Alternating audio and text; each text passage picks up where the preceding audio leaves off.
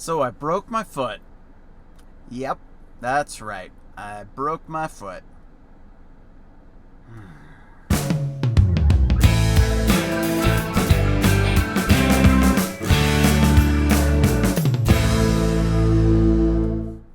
Hi, welcome back to the Colorblind Architect Podcast. I'm your host, David, and as I mentioned in the intro, I broke my foot. Yes, so my last video 2 weeks ago was about hiking Mount Ogden, and it was kind of a special video just because I did it kind of more just for fun.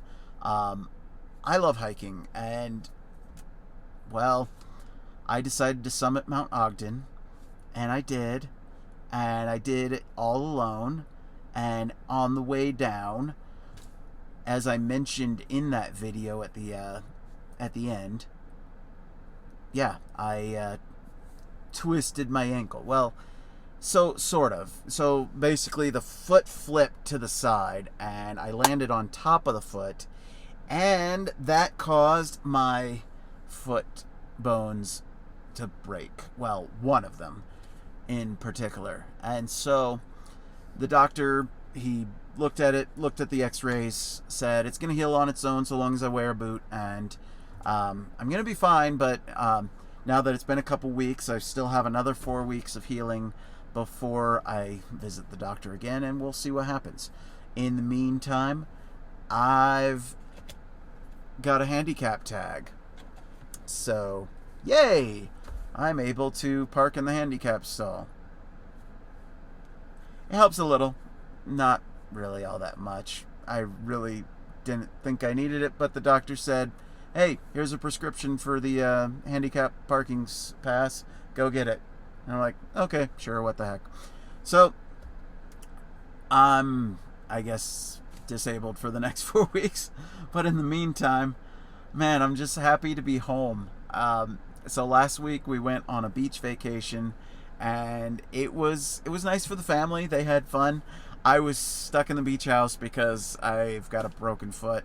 I was able to sit out on the beach a little bit, but honestly, when you've got a broken foot, you're really not wanting to sit on a beach all that much, because if you have to go to the bathroom, it's a real pain to haul your butt back to the public restrooms.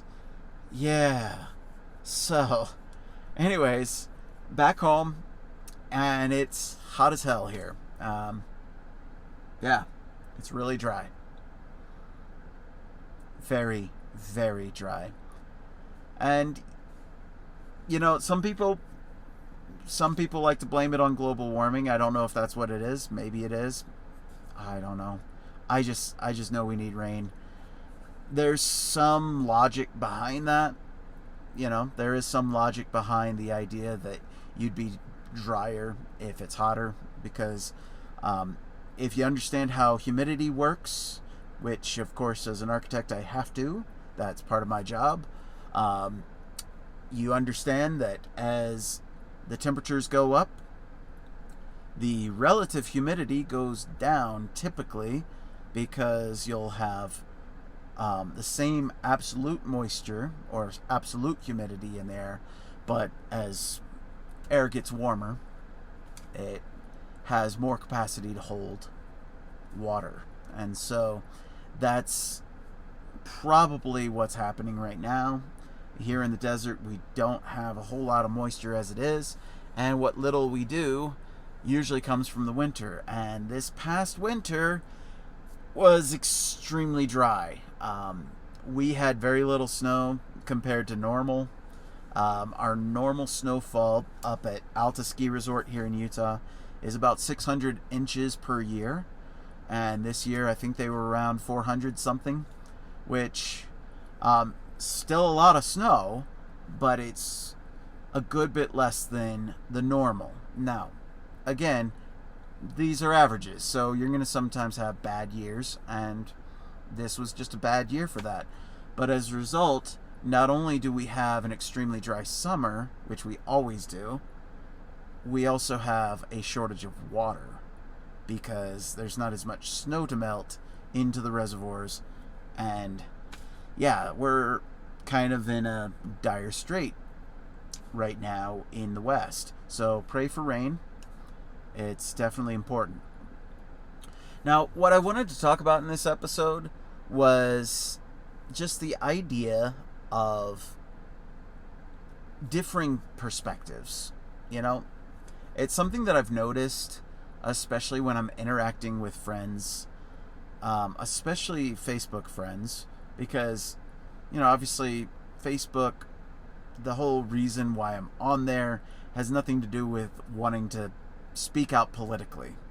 Honestly, that's the last thing I want to do on Facebook, because the only reason why I signed up for Facebook originally was because all my extended family's on there, and that's how I see their photos and hear about how they're doing, because that's what people do nowadays. Nobody does like blogs anymore. Well, my wife does, but nobody reads her blog, because they just go to Facebook and they look at that.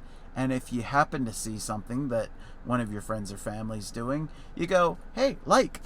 And it's like, okay, well, that's the actual purpose of Facebook. So you can't blame Facebook for trying to minimize politics on their platform, because that's not really what they want. They want it to be more of a connection for families and friends, right? So I'm fine with that. But I noticed anytime you do get into a conversation about religion or politics on Facebook, there is a tendency for, if you're of one mindset, you're going to completely discount and straw man the other argument, and vice versa. So the example I would give is, there was a post that a friend of mine made about religion being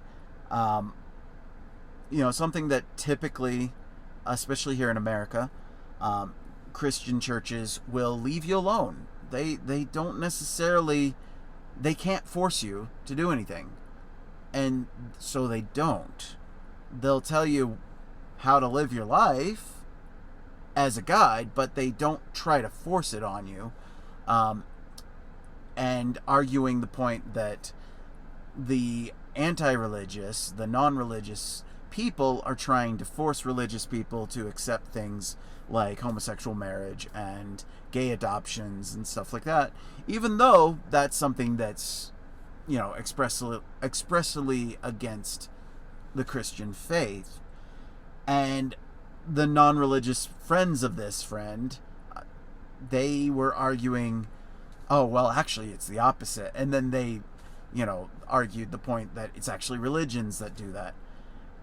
And the thought that crossed my mind was, how are we supposed to have dialogue when half the population is religious and conservative, and they see the world in one way, and the other half of the population is irreligious and more leftist, and they have absolutely no desire to understand what makes religious people tick, and religious people have very little desire to understand what non-religious people think. And as a result, we're talking two different languages. Because, in case you haven't noticed, religious people will speak in religious talk. I mean, there's certain lingo, certain references, especially biblical references, that they'll make in their normal conversation to make a point, right? And if you don't understand the Bible, if you don't know the Bible stories, then you're not going to understand those references. And same thing on the other side. If you're irreligious and your culture is based on, a lot of smutty, Hollywood, maybe you're watching a lot of X-rated or R-rated films, and maybe that's your frame of reference. Religious people aren't watching that, so they're not going to understand the references made by somebody who's irreligious. So we're speaking two different languages. It goes right down to Republicans and Democrats too, where, again, we speak different languages. Republicans talk about freedom and personal responsibility, and Democrats talk about helping the, like helping the poor at, regardless of what it costs, and other stuff, eat the rich and whatever, because they hate the rich, even though they are rich themselves usually, because, that's the irony. But I don't want to get into that. The whole point is, this is something where we're not speaking the same language, and it's a problem. I don't know how to solve that. I really don't. It's something that we're gonna have to figure out at some point, because in case you haven't noticed, we're kind of stuck on this planet together. And even if some people, like the Nazis, were willing to kill off people to try to enforce their ideology, I'm sure hopeful that that's not something that's being contemplated by any side, anybody, to try to wipe off your opponents. But it is a very real possibility when we're not speaking the same language, when we're not speaking the same thoughts and references. We need to be able to come together. And it's hard, because I know for me, I've got very, very deeply held beliefs that so far I haven't seen any evidence suggesting that I should change those beliefs. So far I haven't seen any evidence that does anything but confirms it. And ironically, that same evidence seems to confirm those who are politically and ideologically opposite me in their beliefs. And so, not sure how we break through. And so, there we are. We're stuck in a non-communicative, loveless marriage of two halves of the population. We're stuck together, and we don't know what to do with each other.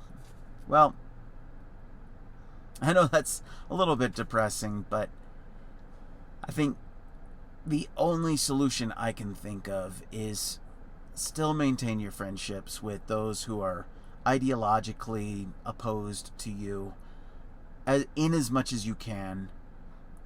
Try to talk about the things that you have in common, and hey, maybe, just maybe, they can help you see some things and you can help them see some things, and hopefully we can bridge the divide and start talking on the same language again, because I think it's critical for the future of our society.